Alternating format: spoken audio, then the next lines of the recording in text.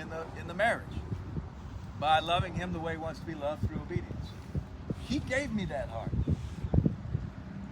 So it says, Where are you at, Romans? What? Where are you at, Romans? that's Romans 7. Okay. Yeah, Romans 7.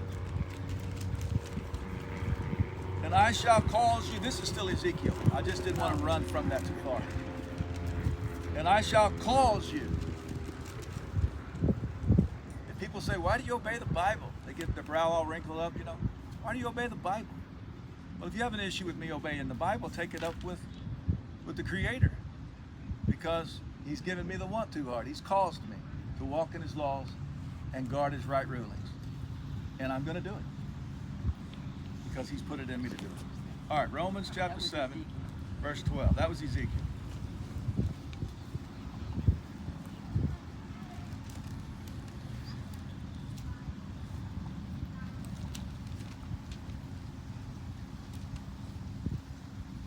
All right, Romans chapter 7, starting with verse 12. This is Shaul.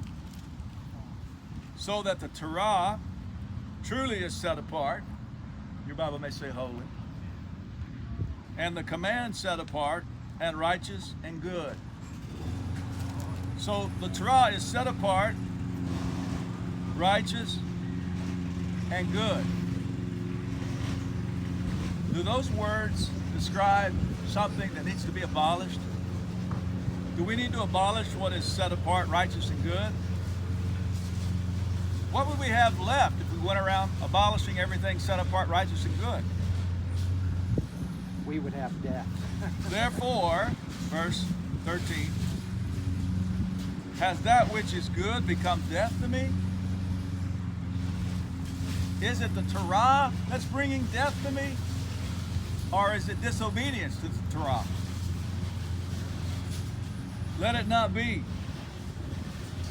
But the sin is the transgression of the Torah, that sin might be manifest, was working death in me through what is good, so that sin, through the command, might become an exceedingly great sinner. In other words, so that we might know what sin is, that sin might be revealed, and we would know what sin is. Sin is the transgression of the Torah. So some people say, well, the Torah only points out sin. And that's only a partial truth. Because how would you know what righteousness is without the Torah?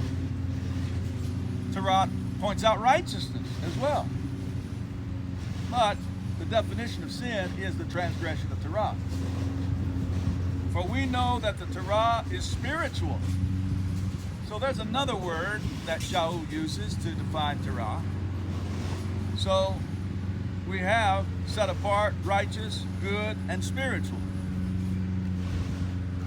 That word doesn't sound like anything that would cause us to want to abolish the Torah. We know that the Torah is spiritual, but I am fleshly, sold under sin. Now this is Shaul saying the problem is not with Torah. The problem is with me. And this is Shaul reflecting back on what it was like to be a Jew trying to obey the Torah apart from believing Yeshua. You're going to see that clearly as we continue on.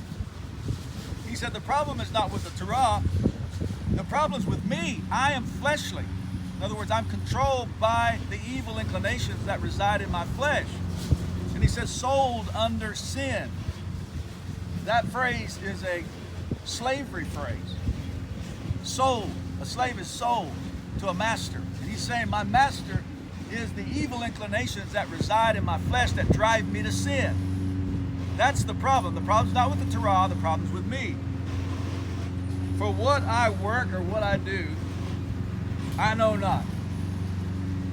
For what I wish, in other words, what I desire to do, what I will, that I do not practice. So what did he desire to do as a Jewish man? He desired to obey the Torah. He says, so what I wanted to do, obey the Torah, that I don't practice. I'm failing at that. But what I hate, what did he hate? hated to disobey the Torah. That I do, he says.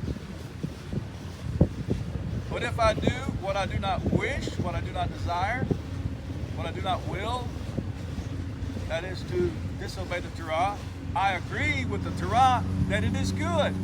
If I don't want to disobey it, my not wanting to disobey the Torah is evidence that the Torah is good. I don't want to disobey it, it's good. And now it is no longer I that work it, but the sin dwelling in me. So it's the evil inclinations residing in Shaul's flesh that drive him to sin. And sin is what? The transgression of the Torah. So he recognizes that. He's saying, I'm a mess. I want to do right, but I fail. Why? Because I have evil inclinations residing in this body of flesh that drive me to sin, to transgress the Torah. And sin leads to death. He says, so it's not me and my will running contrary to Torah, but it's the sin, the evil inclinations dwelling in my flesh. For I know that in me, he's going to say exactly what I just said, in me, that is in my flesh, dwells no good.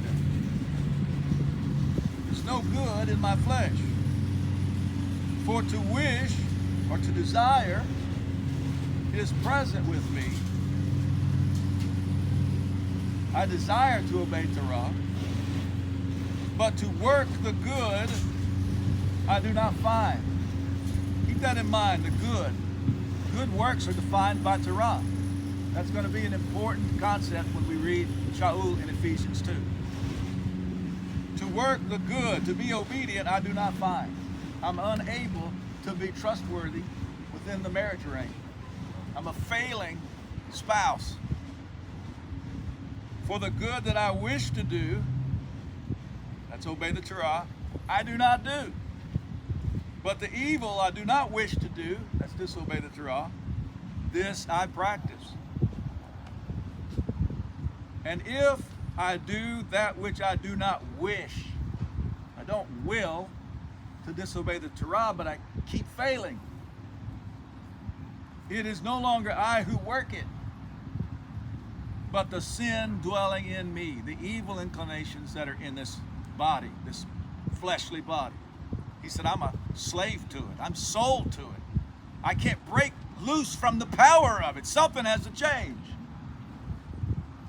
I find, therefore, this little L law, this dynamic, that when I wish to do the good, when I wish to obey the Torah, that the evil is present with me. This evil force is present with me. Notice, for I delight in the Torah of Elohim, according to the inward man. My spirit, man, delights in the Torah of Elohim. You don't hear very many Christian preachers proclaiming that message. That Shaul said, my spirit, man, delights in the Torah of Elohim. Well, I thought Shaul took the book of Romans and abolished the Torah. No, Shaul is saying in the book of Romans that his spirit delights in the Torah of Elohim. But I see another little t Torah, or law, or dynamic, in my members, in my flesh, battling against the little t Torah, or law, or dynamic of my mind. That's my will, what I want to do. These evil inclinations in my flesh are warring against what I want to do, warring against my mind, and bringing me into captivity. So you remember he called himself a slave, basically. I'm sold to sin.